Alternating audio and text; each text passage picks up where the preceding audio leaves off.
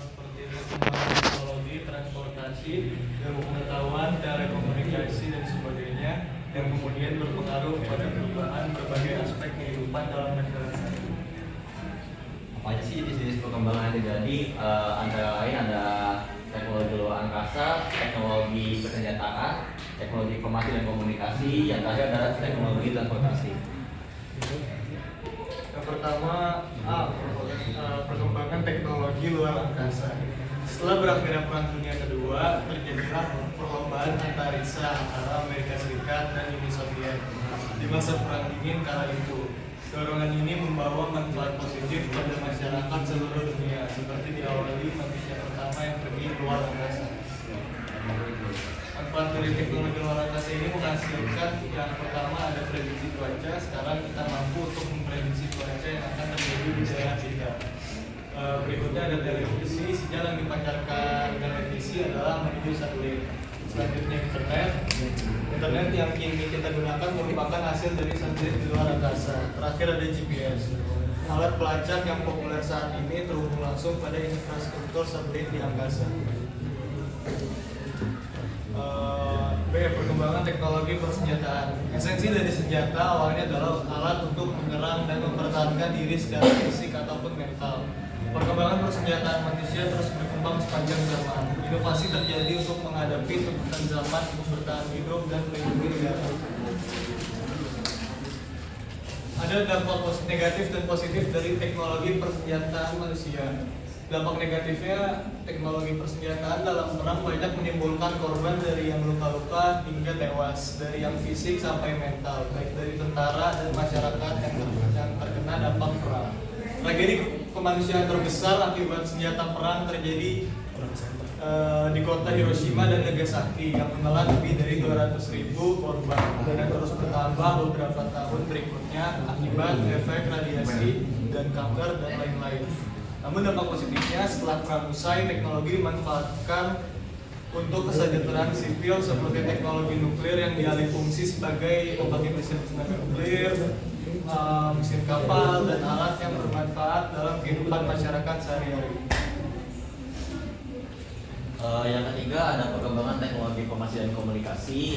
Memasuki abad ke-20, tepatnya antara tahun 1910 sampai 1920, perkembangan teknika atau teknologi informasi dan komunikasi ditandai dengan sebuah transmisi suara tanpa kabel melalui siaran radio AM. Yang pertama, komunikasi suara tanpa kabel ini pun segera berkembang pesat dari tahun ke tahun.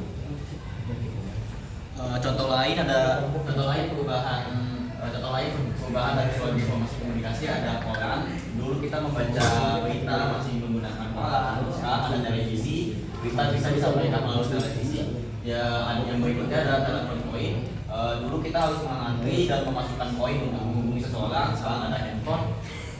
Kita dengan mudahnya menghubungi dan berbicara dengan seseorang.